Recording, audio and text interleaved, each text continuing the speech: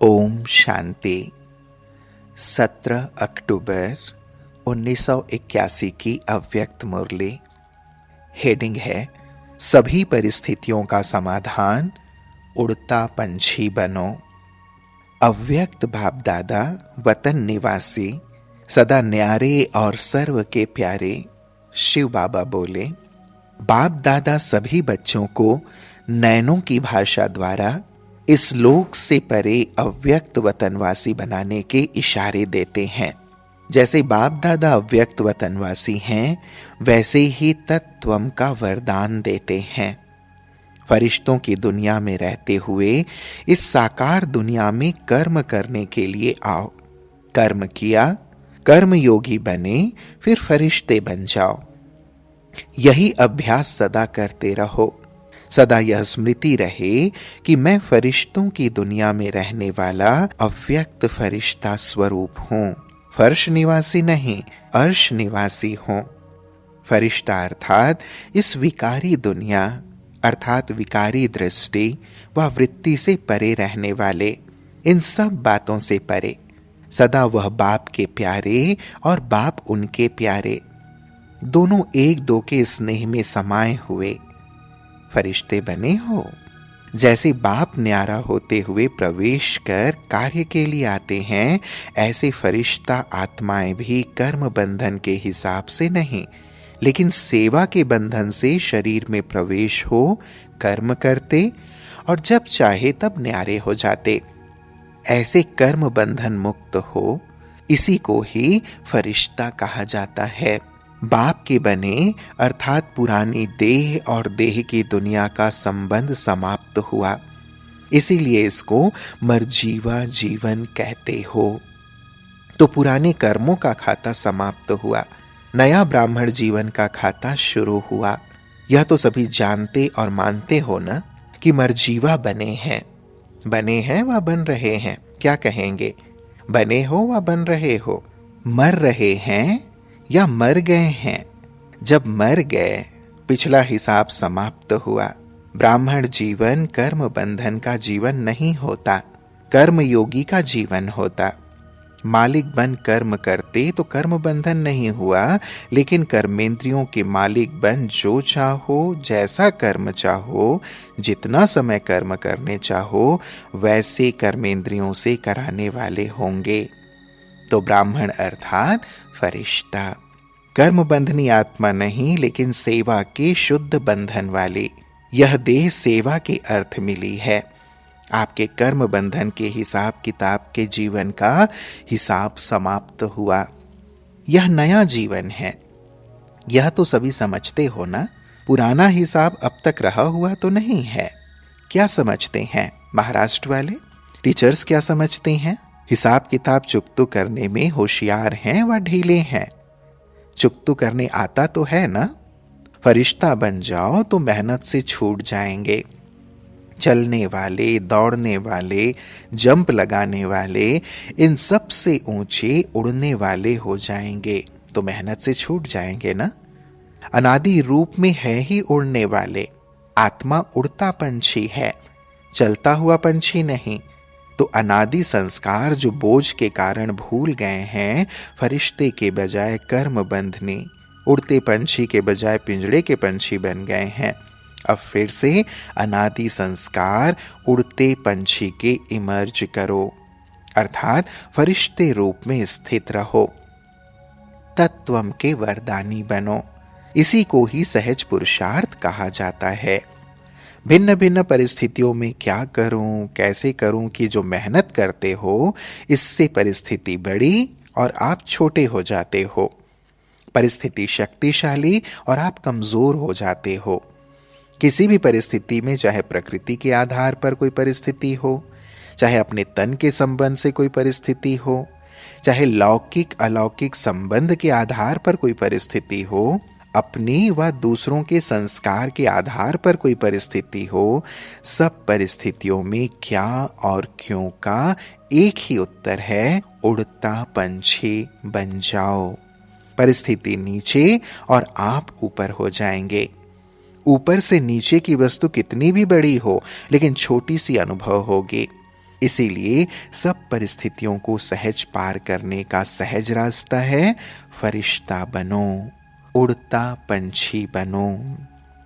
समझा? सहज पुरुषार्थ क्या है?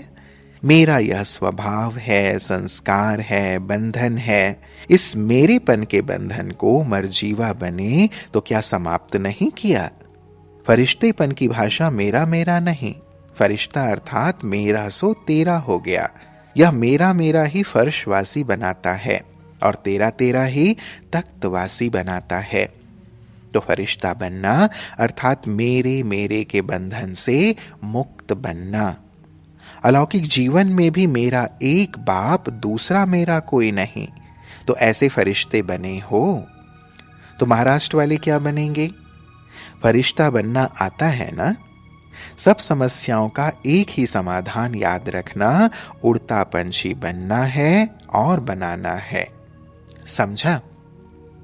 अच्छा, ऐसे बाप समान अव्यक्त रूपधारी फरिश्ते स्वरूप, एक बाप मेरा दूसरा कोई नहीं, ऐसे न्यारी और प्यारी स्थिति में रहने वाले, सदा कर्मेंद्रिय जीत, कर्मयोगी और कर्मातीत, इसी अभ्यास में रहने वाले, सदा बंधन मुक्त, सेवा के संबंध में रहने वाले ऐसे बाप समान तत्वम के वरदानी बच्चों को बाप दादा का याद प्यार और नमस्ते। हम बच्चों का भी प्राणेश्वर बाप दादा को याद प्यार और नमस्ते नमस्ते नमस्ते बाबा। फिर पार्टियों से प्यारे बाप दादा ने मुलाकात की।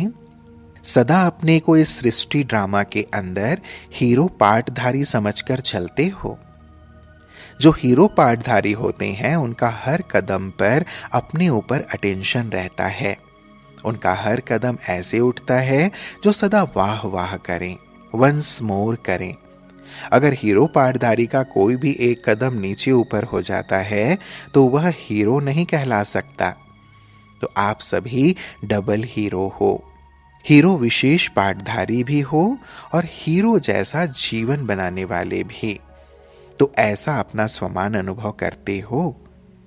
एक है जानना और दूसरा है जानकर चलना। तो जानते हो वह जानकर चलते हो। तो सदा अपने हीरो पार्ट को देख हर्षित रहो। वाह ड्रामा और वाह मेरा पार्ट। अगर जरा भी साधारण कर्म हुआ तो हीरो नहीं कहला सकते। जैसे बाप हीरो पार्टधारी है तो उनका हर कर्म गाया और पूजा जाता है। ऐसे बाप के साथ जो सहयोगी आत्माएं हैं उन्हों का भी हीरो पार्ट होने के कारण हर कर्म गायन और पूजन योग्य हो जाता है। तो इतना नशा है या भूल जाता है? आधा कल्प तो भूले, अभी भी भूलना है क्या? अब तो याद स्वरूप बन जाओ। स्वरूप बनने के बाद कभी भूल नहीं सकते। फिर दूसरी पार्टी से बाबा ने मुलाकात की। जीवन को श्रेष्ठ बनाने का सहज साधन कौन सा है? श्रेष्ठ जीवन तब बनती जब अपने को ट्रस्टी समझकर चलते। ट्रस्टी अर्थात न्यारा और प्यारा। तो सभी को बाप ने ट्रस्टी बना दिया।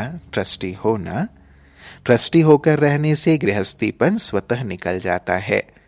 गृहस्थीपन ही श्रेष्ठ जीवन से नीचे ले आता। ट्रस्टी का मेरापन कुछ नहीं होता। जहां मेरापन नहीं वहां नष्टो मोह स्वतः हो जाते।